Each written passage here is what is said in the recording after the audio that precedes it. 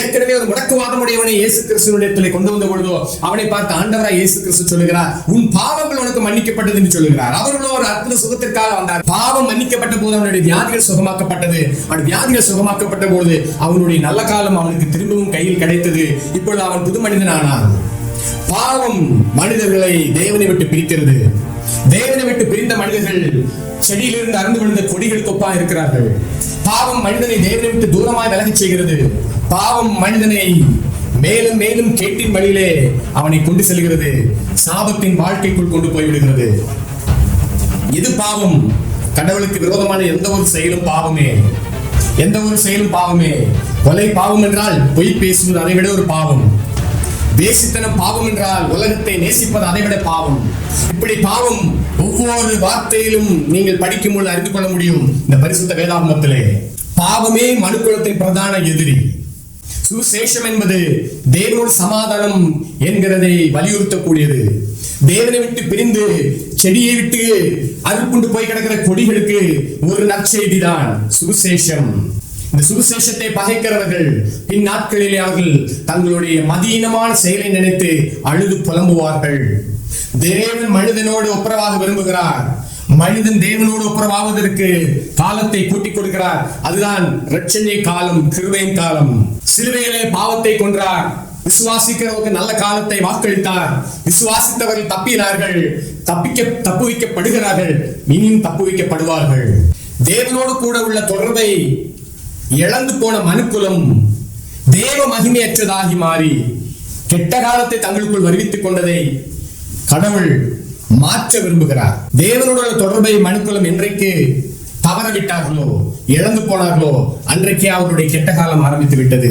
நல்ல காலத்திற்காக வேண்டிய எத்தனை இடங்களுக்கு தேடி சென்றாலும் கிடையாது. எத்தனை வீடுகள் மாற்றினாலும் பிரயோஜனம் இல்லை. ஆண்டவராய் இயேசு கிறிஸ்துவின் ஓடி வந்து முழங்கால் படியிடுங்கள். பாவத்தின் பிடியிலே சிக்கி தவிக்கும் நரக பாதையில் சென்று கொண்டிருக்கக்கூடிய மனுக்குலத்துக்கு ஒரு விமோசனத்தை தரவே ஆண்டவராய் இயேசு கிறிஸ்து தேவாதி தேவன் மனிதனாக மாம்சத்தில் வெளிப்பட்டார்.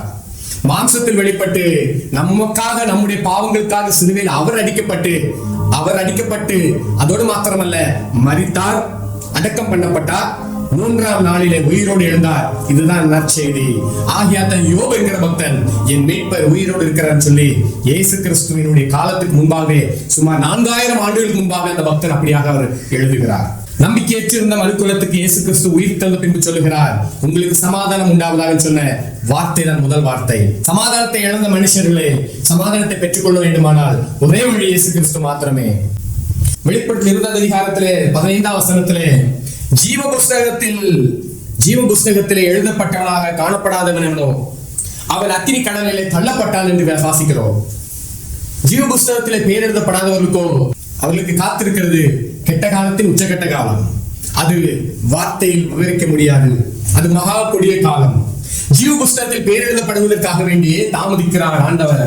இந்த பூமியில் இருக்கிற எல்லாருக்கும் நாட்களையும் காலங்களையும் கிருபையின் காலம் கூட்டி தருகிறார். எப்படியாக நம்முடைய பெயர்கள் ஜீவ புஸ்தகத்தில் எழுதப்பட வேண்டும் என்பதற்காக உலகத்தில் உள்ள எல்லா மனிதர்களுக்காக கடவுள் காத்திருக்கிறார். நாள் முழுவதும் தன்னுடைய கையை நீட்டி காத்துக் கொண்டிருக்கிறார். அற்புதங்கள் அடையாளமாக தம்மை வெளிப்படுத்தி வருகிறார். எல்லா மனுஷருக்கும் நன்மை செய்து வந்த தன்னுடைய திவ்ய மகிமையின் ஐஸ்வர்யமான அன்பை வெளிப்படுத்துகிறார். ஜீவ புஸ்தகத்தில் பெயர் எழுதப்படுவதற்கு நான் என்ன செய்ய வேண்டும்?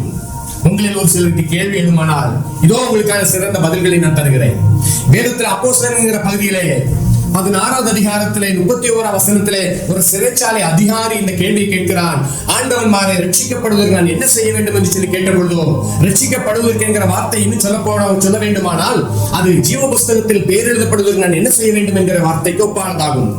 அப்பொழுது அந்த சிறைச்சாலை அதிகாரிக்கு சொல்லப்படுகிற பதில் அப்போஸ்தலர் 16ஆம் அதிகாரம் 31ஆம் வசனத்துல, அதற்கு அவர்கள் கர்த்தராகிய இயேசு கிறிஸ்துவை விசுவாசி, அப்பொழுது நீயும் உன் வீட்டாரும் ரட்சிக்கப்படுவீர்கள், உன் பேரும் வீட்டாரின் பேரும் ஜீவ புஸ்தகத்தில் எழுதப்படும்.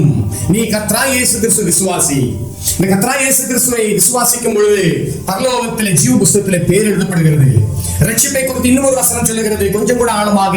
ரட்சிப்பு என்றால் என்ன? ரோமர்களின் நிருபம், இந்த ரோமர் என்கிற புஸ்தகம் 10ஆம் அதிகாரத்திலே 9ஆம் வசனத்தில் வாசிக்கிறேன். என்னவென்றால், கர்த்தராகிய இயேசுவை நீ உன் வாயினால் அறிக்கையிட்டு தேவன் அவரை மரித்தோரிலிருந்து எழுப்பினார் என்று உன் இருதயத்தில் விசுவாசித்தால் ரட்சிக்கப்படுவாய்.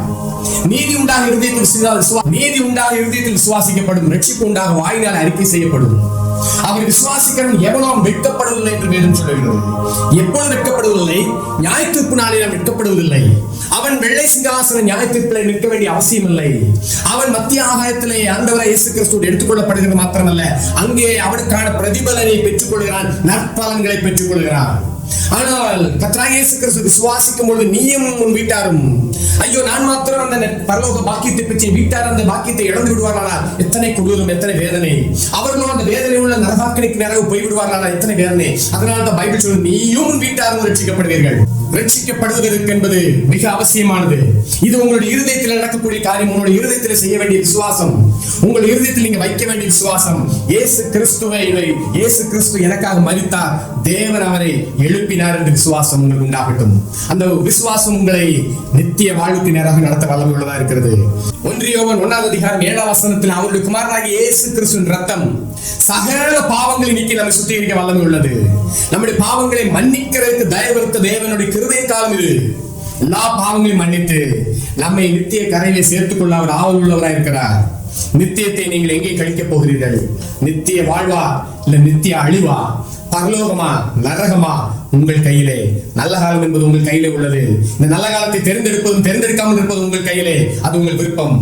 வெளிப்படுத்தல் 22:17 விதைத்த ஆண்டவர் கடைசியாக சொல்லுகிறார், இந்த வேதத்தின் கடைசி புத்தகம், கடைசி அத்தியாயத்திலே ஆவியும் மனவாட்டியும் வா என்கிறார்கள், கேட்கிறவன் வா என்பானாக.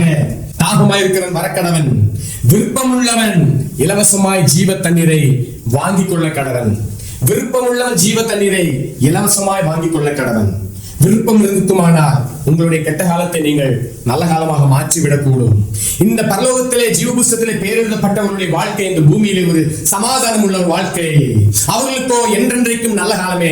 அவர்களுக்கு கெட்ட நேரம் இல்லை, அவர்களுக்கு நீ ராகு காலம் இல்லை, அவர்களுக்கு நீ எந்த தோஷங்களும் இல்லை, அவர்களுக்கு பழையன எல்லாம் ஒழிந்து போயின, அவர்களுக்கு மந்திர சூனிய பில்லி சூனிய ஏவல்களை குறித்த பயங்களும் இல்லை. அவர்கள் புது சிருஷ்டியாக மாற்றப்பட்டிருக்கிறார்கள். வியப்பூட்டும் உண்மை, இயேசு கிறிஸ்துவின் ரத்தம் நம்முடைய பாவங்கள் எல்லாம் நமக்கு கழுவி நம்மை சுத்திகரிக்கிறது. பாவம் கழுவி சுத்திகரிக்கப்பட்டவனோ ஞான ஸ்நானத்தினாலே அவனோடு கூட அடக்கம் பண்ணப்பட்டதையும் அவரோடு உயிர்த்தெழுதலையும் அறிக்கையிடுகிறான்.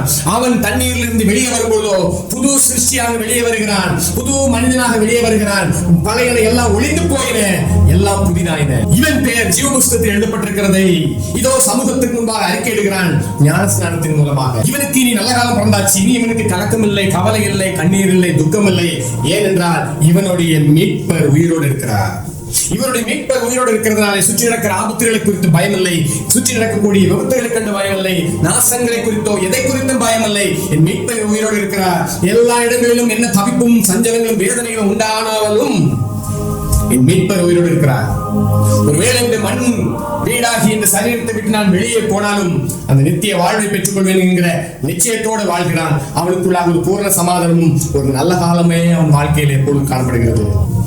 நல்ல காலம் பிறக்குமா பிறக்காத என்கிற அந்த செய்தியிலே உங்களுடைய வாழ்க்கை உங்கள் கையிலே. உங்களுக்கு நல்ல காலம் கெட்ட காலம் தீர்மானிக்கக்கூடியது நீங்களே. நல்ல காலத்தை தேர்ந்தெடுப்பீர்களானால் உங்கள் வாழ்க்கை மிகவும் சமாதானம் உள்ளதா இருக்கும். இந்த செய்தியை கேட்கிற நீங்கள் விருப்பம் உள்ளவர்கள் ஜீவ தண்ணீரை ஓடி வந்து ஆண்டவரை இயேசு கிறிஸ்துவிடம் இலவசமாய் பெற்றுக் கொள்வீர்களாக. நன்றி. ஆமென்.